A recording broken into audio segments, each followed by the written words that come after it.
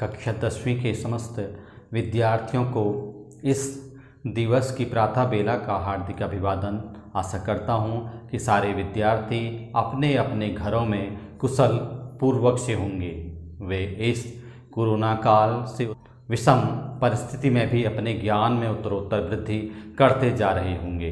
अर्धवार्षिक परीक्षाओं के परीक्षा परिणामों के आकलन द्वारा वे अपने विषय ज्ञान से पूरी तरह परिचित हो चुके होंगे और अपनी वार्षिक परीक्षाओं को ध्यान में रखते हुए वे अपने ज्ञान में उत्तरोत्तर प्रगति की ओर अग्रसर होंगे। मैं प्रेम सिंह, प्रशिक्षित परास्नातक शिक्षक हिंदी DPS हल्द्वानी लामाचौड़, आज आपके समक्ष कवि गिरिजा कुमार माथुर द्वारा रचित कविता छाया मत छूना लेकर प्रस्तुत हुआ हूँ। चलते हैं कविता की ओर। इस कविता के माध्यम से कवि ने यह भी बतलाया है कि जीवन में सुख और दुख दोनों की उपस्थिति है। विगत के सुख को याद कर वर्तमान के दुख को और गहरा करना तर्क संगत नहीं है। कवि के शब्दों में इससे दुख दूना होता है। विगत की सुखद काल्पनिकता से चिपके रहकर वर्तमान से पलायन की अपेक्षा कठिन यथार्थ से रूबरू होना ही जीवन की प्राथमिकता होनी चाहिए। कविता छाया मत छूना अतीत की स्मृतियों को भूलकर वर्तमान का सामना कर भविष्य का वर्ण करने का संदेश देती है। वह यह बताती है कि जीवन के सत्य को छोड़कर उसकी छायाओं से भ्रमित रहना जीवन की कठोर वास्तविकता से दूर रहना है। कविता में रोमानी भावबोध की अभिव्यक्ति देखी जा सकती है। चलते हैं कविता के वाचन की ओर। छाया मत छूना, छाया मत छूना, मन होगा दुख दूना। जीवन में है सुरंग सुधिया सुहावनी, छवियों की चित्रगंध फैली मन भावनी। तन सुगंध शेष रही बीत गई यामिनी, कुंतल के फूलों की याद बनी चांदनी। भूली सी एक छुअन बनता हर जीवित क्षण, छाया मत छूना मन होगा दुख दूना। यश है या न वैभव है, मान है न शर्माया। जितना ही दौड़ा तू उतना ही भरमाया। प्रभुता का शरण बिंब केवल मृग तृष्णा है, हर चंद्रिका में छिपी एक रात कृष्णा है। जो है यथार्थ कठिन उसका तू कर पूजन, छाया मत छूना मन होगा दुख दूना। दुविधा हत साहस है दिखता है पंथ नहीं, देह सुखी हो पर मन के दुख का अंत नहीं। दुख है न चाँद खिला शरत रात आने पर, क्या हुआ जो खिला फूल रस बसंत जाने पर।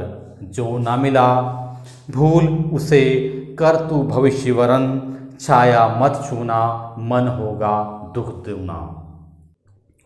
चलते हैं भावाभिव्यक्ति की ओर। छाया मत छूना मन होगा दुख दूना। कवि गिरिजा कुमार माथुर मनुष्य को यह सीख देते हुए कहते हैं कि हे मनुष्य, तू कभी भी अपने जीवन में छाया मत छूना, अर्थात पुरानी स्मृतियों को याद मत करना, नहीं तो मन होगा दुख दूना, तेरे मन का दुख दुगना हो जाएगा। जीवन में है सुरंग सुधियाँ सुहावनी।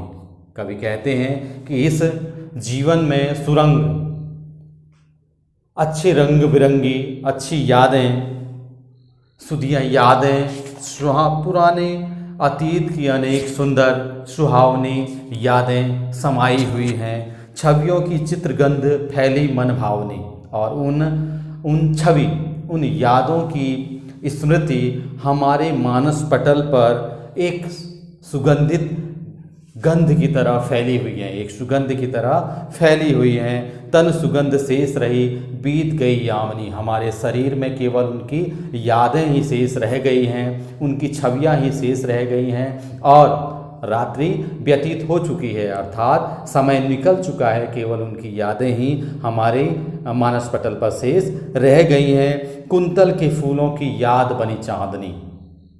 कुंतल के फूलों से तात्पर्य यहाँ कवि ने कुंतल बालों में लगने वाले गजरे को भी कुंतल के फूल कहते हैं, या एक पुष्प गुच्छ को भी कुंतल कहते हैं। तो यहाँ कवि ने बतलाया है कि जिस प्रकार से प्रिय के केशों में लगने वाले सुगंधित पुष्पों की याद बनी चांदनी की याद मेरे जीवन, हमारे जीवन को सुखमय बनाती है, मेरे जीवन को सुखमय बनाती है और उसकी वह सुखद याद भूली सी एक चुहन बनता हर जीवित क्षण। जैसे ही मैं उसको याद करता हूँ तो वह मेरे लिए एक जीवित क्षण बन जाता है। छाया मत छूना, मन होगा दुख दूना। कवि कहते हैं कि इसलिए हे मनुष्य, तू पुरानी यादों को याद मत करना, नहीं तो तेरा दुख दुगना हो जाएगा। कवि का यह आशय है कि यदि हम पुरानी यादों को याद करते हैं तो हमारी वो पुरानी यादें हमें वापस तो नहीं मिल पाती, लेकिन हमें दुख ही देती हैं। चाहे वे यादें सुखद हैं या दुखद हैं, दोनों ही स्थितियों में हमें वे दुख ही प्रदान करती हैं। यश है या न वैभव है, मान है न सरमाया, जितना ही दौड़ा तू उतना ही भरमाया। कवि कहते हैं कि हे मनुष्य, तू इस जीवन की वास्तविकता को भली भांति जान ले। यश है या न वैभव है, इस संसार में न कोई सम्मान है, न कोई संपन्नता है, मान न कोई धन है, न सरमाया न कोई पूंजी ही है। न किसी प्रकार का कोई सम्मान है, न कोई पूंजी ही एक ऐसी है, जितना ही दौड़ा तो उतना ही भरमाया। इनके पीछे जो जितना ही भागेगा, इनको प्राप्त करने के लिए जो तू जितना ही दौड़ेगा तो उतना ही भ्रमित होता जाएगा, जीवन की वास्तविकता से भ्रमित होता जाएगा। प्रभुता का शरण बिंब केवल मृत तृष्णा है। प्रभुता, संपूर्णता, कि मैं आज संपूर्ण हो जाऊंगा, आज मेरे पास यह नहीं है, कल मेरे पास यह पूर्ण रूप से आ जाएगा और मैं संपूर्ण हो जाऊंगा, ऐसा सोचना केवल तेरा जो ये ऐसा सोचने का जो तेरा सहारा है वह केवल एक मृग तृष्णा है, एक प्यासे मृग की प्यास के समान है। जिस प्रकार मृग तृष्णा से तात्पर्य यहाँ उस प्यासे हिरण से है जो रेगिस्तान में जल की तलाश में इधर उधर भटकता रहता है। उसे रेत, वह दूर से देखता है, उसे रेत ही पानी प्रतीत होता है, और जब वह उस पानी जैसी दिखने वाली रेत के समीप पहुंचता है तो वह उसे रेत लगती है। फिर आगे देखता है, उसे फिर आगे पानी दिखाई देता है, फिर भाग कर वहाँ जाता है तो फिर उसे वह रेत दिखाई देती है। तो उसी प्रकार से कहने का तात्पर्य कवि का यह है कि यहाँ पर यश, मान, पूंजी कुछ भी नहीं है, यह केवल एक मृग तृष्णा है, मृग की प्यास है जो कभी भी नहीं बुझती है, जिसकी पूर्ति नहीं हो सकती। हर चंद्रिका में छिपी एक रात तृष्णा है। यहाँ कवि ने कहा है हर चांदनी रात। चांदनी रात यहाँ पर खुशी का प्रतीक है। कवि ने कहा है कि हर खुशी की रात के बाद एक दुखद रात्रि जरूर आती है। यदि जीवन है तो मृत्यु है, सुख है तो दुख है। हर सुख के बाद दुख होना है, दुख के बाद सुख आना है, सुख के बाद दुख आना है, अंत में दुख ही इस जीवन का सार है।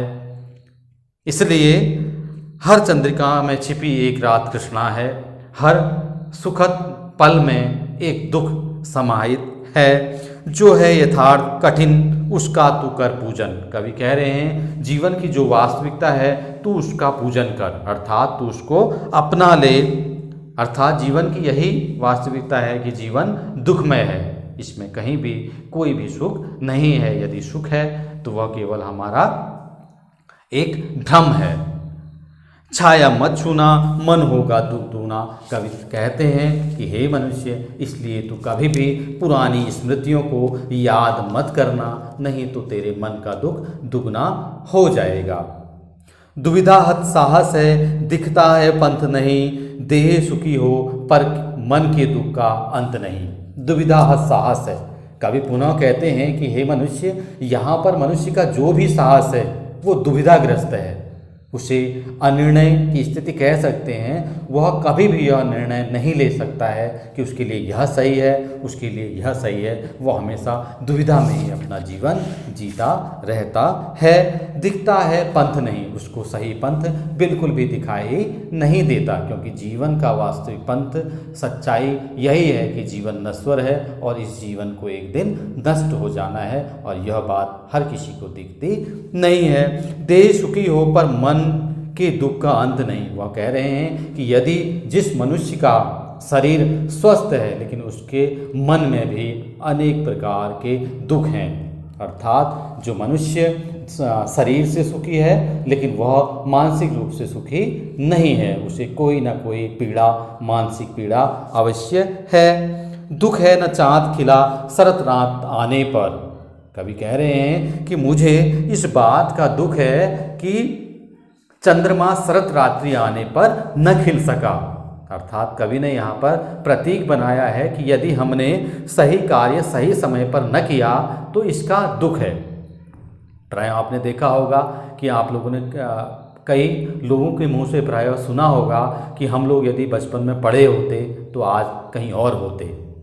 लेकिन आप विद्यार्थी जानते हैं कि हम लोग या आप लोग इस बात को नहीं समझते हैं। हम लोग पढ़ाई में उतना ध्यान नहीं देते, लेकिन कल फिर वही बात हम सब लोग भी कहते पाए जाएंगे कि हमने काश पढ़ा होता। लेकिन कुछ लोग जो मेहनत कर रहे हैं, जिनको अपना जीवन लक्ष्य मालूम है, तो वह जीवन में सफल होंगे।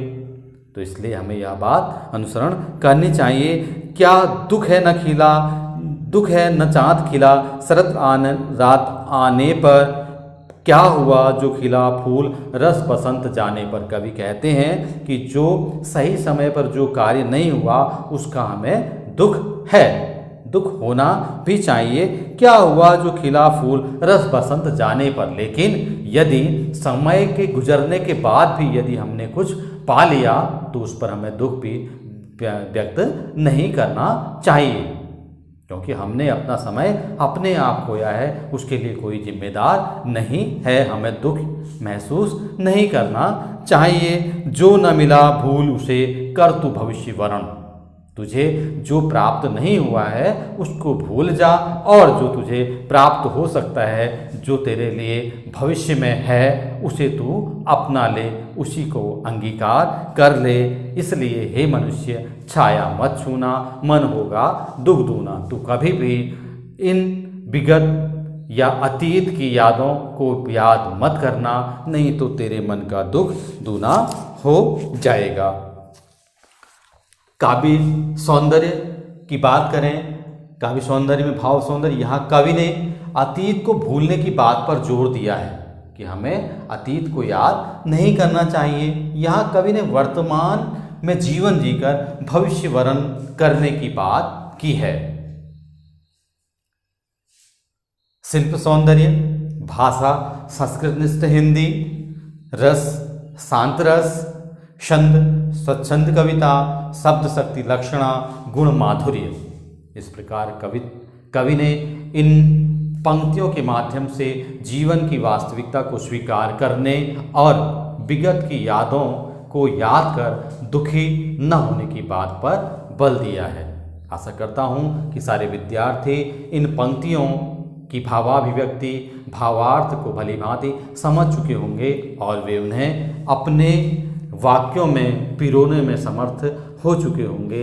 इसी आशा से आप सभी को धन्यवाद। चलते हैं प्रश्न अभ्यास की ओर।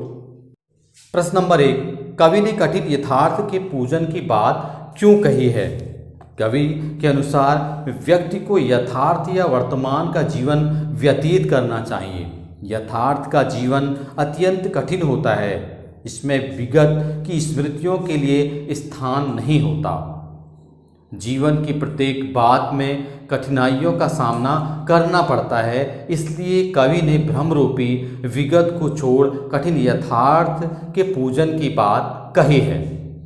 प्रश्न नंबर 2, भाव स्पष्ट कीजिए। प्रभुता का शरण बिंब केवल मृग तृष्णा है, हर चंद्रिका में छिपी एक रात तृष्णा है। इन पंक्तियों के माध्यम से पहले भी आपने जाना है, कवि यह स्पष्ट करना चाहते हैं कि केवल संपूर्णता का सहारा लेना कि हम एक दिन संपूर्ण होंगे, हमारे पास सभी प्रकार के सुख साधन संपन्नता के साथ होंगे, यह केवल एक प्यासे मृग की भांति है जो कभी भी पूर्ण नहीं हो सकती। मनुष्य कभी भी इन जीवन की लालसाओं से पूर्ण या संतृप्त नहीं हो सकता। हर चंद्रिका में छिपी एक रात कृष्णा है। कवि यहाँ पर यह भी कहते हैं कि हर सुखद पल के बाद एक दुखद पल आना निश्चित है।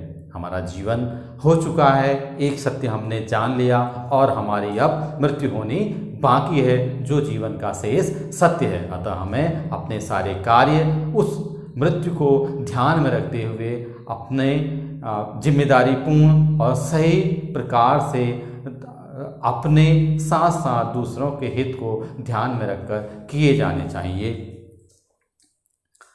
प्रश्न नंबर 3, छाया शब्द यहाँ किस संदर्भ में प्रयुक्त हुआ है? कवि ने उसे छूने के लिए मना क्यों किया है? बहुत सरल प्रश्न है। छाया शब्द यहाँ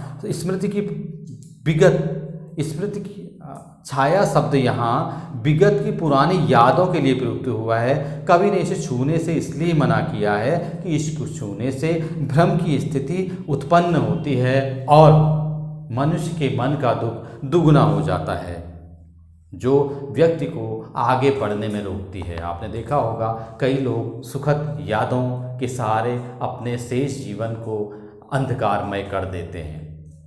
मानसिक तनाव, डिप्रेशन, यह सब इसी प्रकार का, आत्महत्या, आत्मकुंठा, ये सब इसी विगत की यादों के प्रभाव के ही परिणाम हैं, जो हमेशा मनुष्य के लिए दुखदायी होते हैं।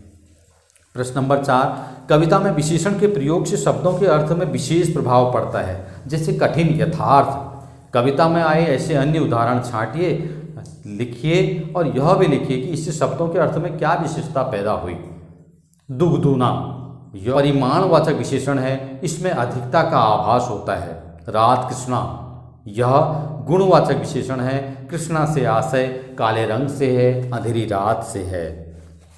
प्रश्न नंबर 5, मृग तृष्णा किसे कहते हैं? कविता में इसका प्रयोग किस अर्थ में हुआ है? मृग तृष्णा को मृगतृष्णिका भी कहते हैं, अर्थात जल को लहरों की वह मिथ्या प्रतीति जो कभी कभी मैदानों में कड़ी धूप पड़ने के समय होती है।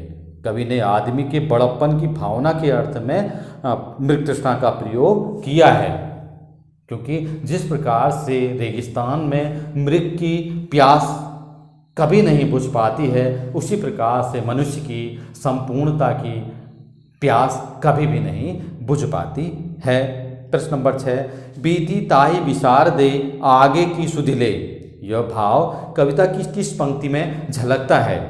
बीती ताही विसार दे आगे की सुधि में, यह भाव कविता की निम्नलिखित पंक्ति में प्रकट होता है। जो न मिला भूल उसे कर तू भविष्यवरण। प्रश्न नंबर 7, कविता में व्यक्त दुख के कारणों को स्पष्ट कीजिए। कवि के अनुसार जीवन में सुख और दुख दोनों ही हैं।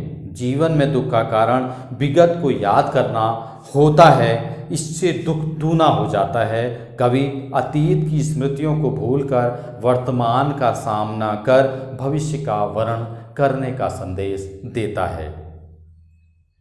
आशा करता हूँ कि सारे विद्यार्थी इस कविता के वाचन, भावार्थ, भावाभिव्यक्ति, प्रश्नोत्तरों को भली भांति समझने में दक्ष हो चुके होंगे और वे इन्हें अपने वाक्यों में पिरोकर परीक्षोपयोगी बनाने में समर्थ हो चुके होंगे और वे इन सभी प्रश्नों के उत्तर अपनी उत्तर पुस्तिका में लिखने हेतु भी दक्ष हो चुके होंगे। इसी आशा से आप सभी को पुनः धन्यवाद।